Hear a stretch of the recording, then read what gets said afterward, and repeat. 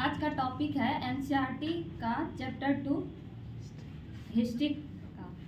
और चैप्टर का नाम है आकेटक खाद्य संग्राहक से भोजन उत्पादन तक। इस चैप्टर में ये बताया गया है कि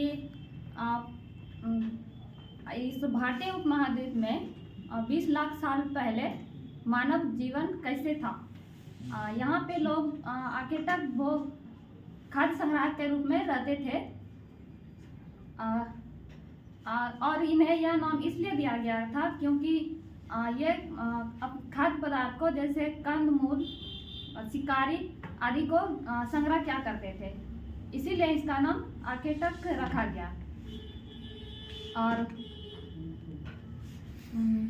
भारत में आकेटक खाद्य संग्राहक का प्रमाण भीमबेटका, कुन्लुन गुफा और हुंसगी में मिला है।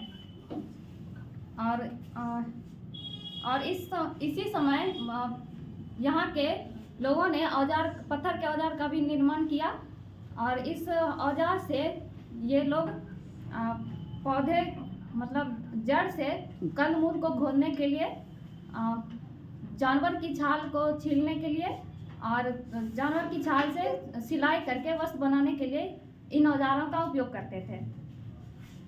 और पुरा स्थल उन स्थानों को कहा जाता है जहाँ से कि इन लोगों के द्वारा उपयोग किए गए औजार, सामग्री या फिर इमारत प्राप्त होते हैं।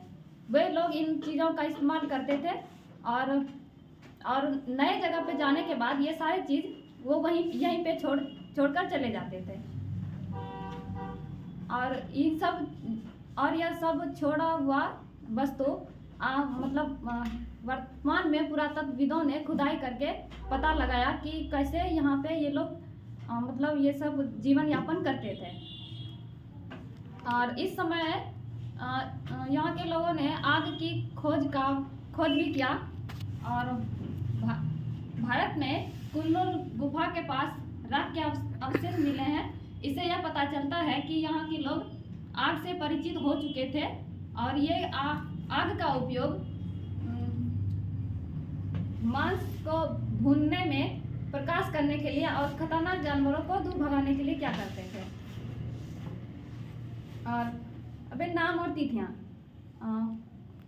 पुरातत्वविदों ने इस कालखंड को बहुत सी श्रेणियों में बांटा है। जैसे कि आरंभिक काल को पुरा पाषाण काल कहा जाता था। पुरा मतलब प्राचीन और पाषाण मतलब पत्थर। और इस पुरा पाषाण काल को 3 भागों में बांटा गया है: आरंभिक पुरा पाषाण काल, मध्य पुरा पाषाण काल और उत्तर पुरा पाषाण काल।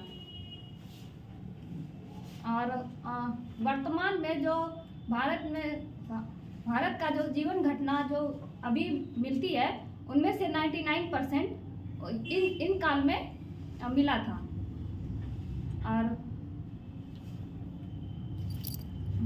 काल के दौरान जहाँ के जलवायु में बहुत बड़ा परिवर्तन हुआ, जिससे कारण यहाँ की जलवायु में परिवर्तन होने के कारण यहाँ गर्मी बढ़ी और यहाँ पर बहुत सारे घास के मैदान बनने लगे।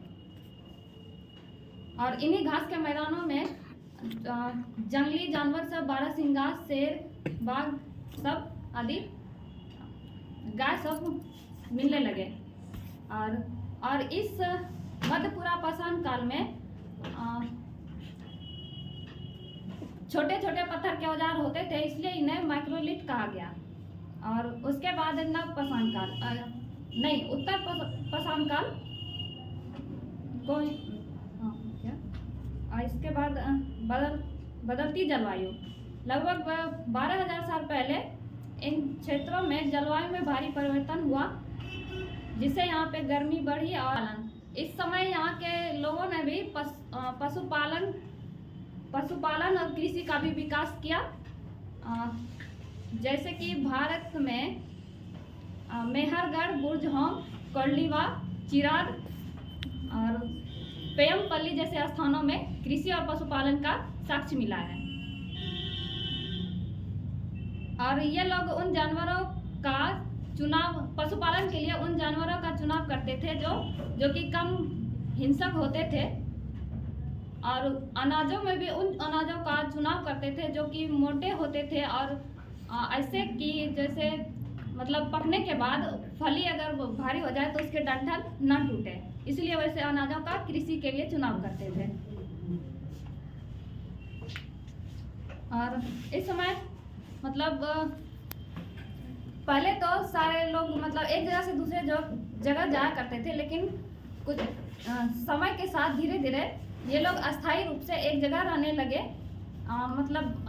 कि एक जगह रहने लगे और एक ही जगह वास करने लगे। और कृषि के लिए जहाँ मतलब कृषि के लिए पहले बीज को बो कर देखा, उसके बाद उसके सिंचाई के लिए, उसके रक्षा के लिए वो एक ही जगह रहने लगे और बहुत सारे मतलब जानवरों से उसके रक्षा करने लगे।